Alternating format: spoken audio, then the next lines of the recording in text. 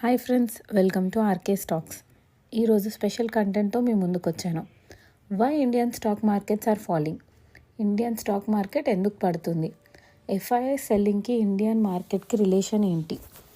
Fed chairman decision మీద Indian మార్కెట్కి relation. Trump decisions India market impact ఎలా ఉంటుంది?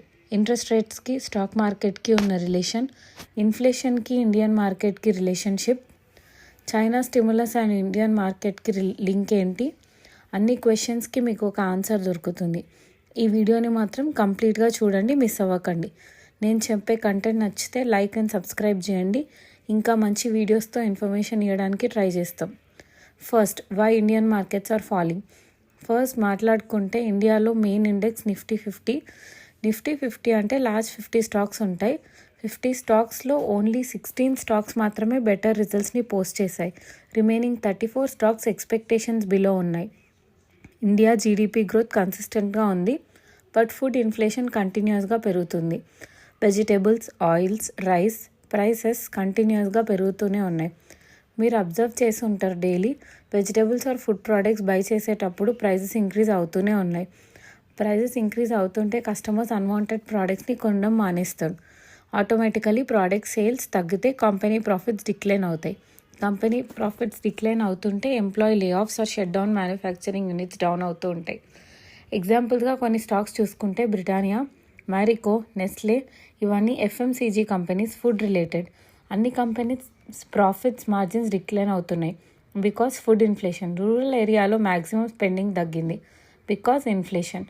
నెక్స్ట్ చూసుకుంటే FII selling. FIIs means foreign institutional investors. వేరే కంట్రీస్ ఇండియాలో ఇన్వెస్ట్మెంట్ చేస్తుంటాయి.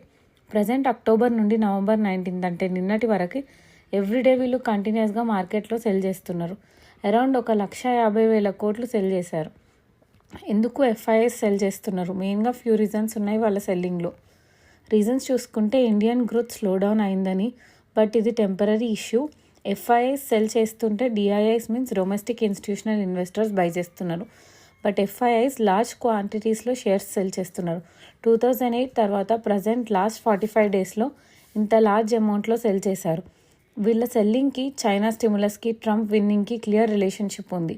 ఇది ఎలాంటి రిలేషన్షిప్పో చూద్దాం. చైనా స్టిమ్యులస్ అంటే చైనాలో ఉండే కంపెనీస్ గ్రోత్కి వాళ్ళ కంపెనీస్కి సబ్సిడీస్ ఇవ్వడం. ఒక ప్రోడక్ట్ మ్యానుఫ్యాక్చరింగ్ అవ్వడానికి 100 రూపీస్ ఖర్చు అయితే గవర్నమెంట్ 10 to 20 రూపీస్ సబ్సిడీస్ ఇవ్వడం.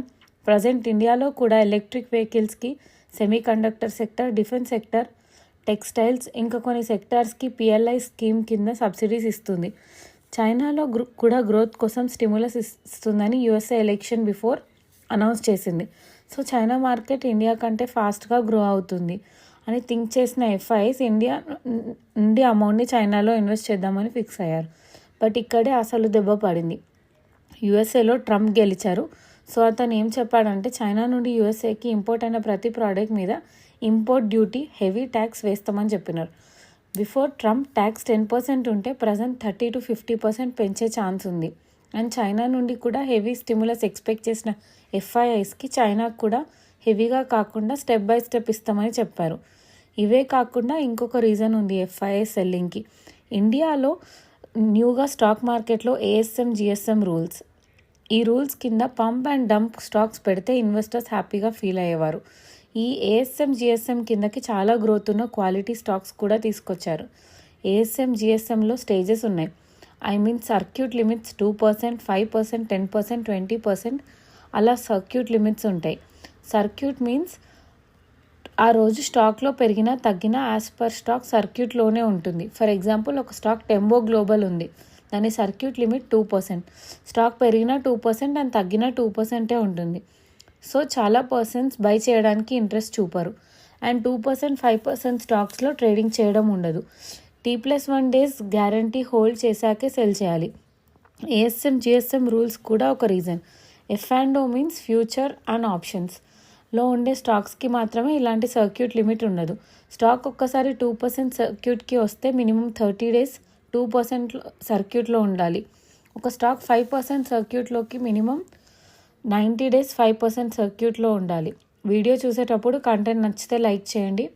ఇప్పుడు USA Fed and interest rates ఇలా స్టాక్ మార్కెట్ని ఇంపాక్ట్ చేస్తాయో చూద్దాం. ఒక కంట్రీ, ఒక సెంట్రల్ బ్యాంక్స్, ఇండియాకి రిజర్వ్ బ్యాంక్ ఆఫ్ ఇండియా, యూఎస్కి US federal bank interest rates పెంచుతున్నాయంటే కంట్రీలో ఇన్ఫ్లేషన్ పెరుగుతుందని అర్థం. అన్వాంటెడ్ ప్రోడక్ట్స్ మీద కామన్ పీపుల్ స్పెండింగ్ తగ్గుతుంది. గవర్నమెంట్ బ్యాంక్స్ ఇంట్రెస్ట్ రేట్స్ పెంచుతుంది. మనీ స్టాక్ మార్కెట్ నుండి మనీ గవర్నమెంట్ బాండ్స్, ఫిక్స్డ్ డిపాజిట్స్కి వెళ్తుంది. స్టాక్ మార్కెట్లో లిక్విడిటీ లేకుండా ఉంటే మార్కెట్ ఫాల్ అవుతుంది. గవర్నమెంట్ ఇంట్రెస్ట్ రేట్స్ పెంచుతుంటే కామన్ పీపుల్ గోల్డ్లో కూడా ఇన్వెస్ట్మెంట్ తీసుకెళ్తారు. యుఎస్ఏ ఫెడరల్ బ్యాంక్ రీసెంట్గా 50 బేసిస్ పాయింట్స్ తగ్గించింది. నెక్స్ట్ మీటింగ్లో కూడా తగ్గిస్తుంది అనుకుంటున్నాం.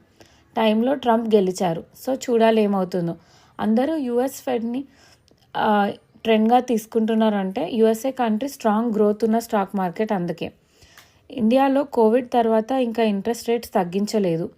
ఇంట్రెస్ట్ రేట్స్ పెరిగితే బ్యాంక్స్కి, ఎన్బిఎఫ్సిస్కి పాజిటివ్ అనుకుంటున్నారు, but it's negative. Banks and NBFs savings accounts కంటే లోన్స్ మీదే ఎక్కువ డిపెండ్ అయ్యి గ్రో అవుతాయి. సో బ్యాంక్ ఇంట్రెస్ట్ రేట్స్ తక్కువ ఉంటేనే కామన్ పీపుల్ లోన్స్ తీసుకోవడానికి ఎక్కువ ఇంట్రెస్ట్ చూపిస్తారు. ఇండియాలో ఇంట్రెస్ట్ రేట్ కట్ చేయాలంటే కొన్ని డేస్ పడుతుంది.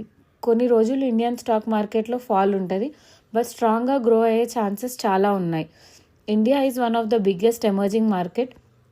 చైనాలో సిచ్యువేషన్ అంత బాగాలేవు కాబట్టి మళ్ళీ ఎఫ్ఐఐస్ ఇండియాకి రిటర్న్ వస్తారు. స్టాక్ మార్కెట్లో ఫాల్స్ అనేవి కామన్గా వస్తుంటాయి. ఫాల్ వచ్చినప్పుడు మంచి స్టాక్ మంచి వాల్యుయేషన్స్లో దొరుకుతాయి. రీసెంట్గా మార్కెట్ ఫాల్లో యాడ్ చేసిన 10 స్టాక్స్ గురించి ఒక మంచి వీడియో చేశాము. లింక్ కమెంట్లో పెడతాను, చూడండి. కంటెంట్ నచ్చితే లైక్, కమెంట్ అండ్ సబ్స్క్రైబ్ చేసుకోండి. అన్ని థింగ్స్ కేవలం మీకు స్టడీ పర్పస్ కోసమే. We are not SEBI registered. Thank you.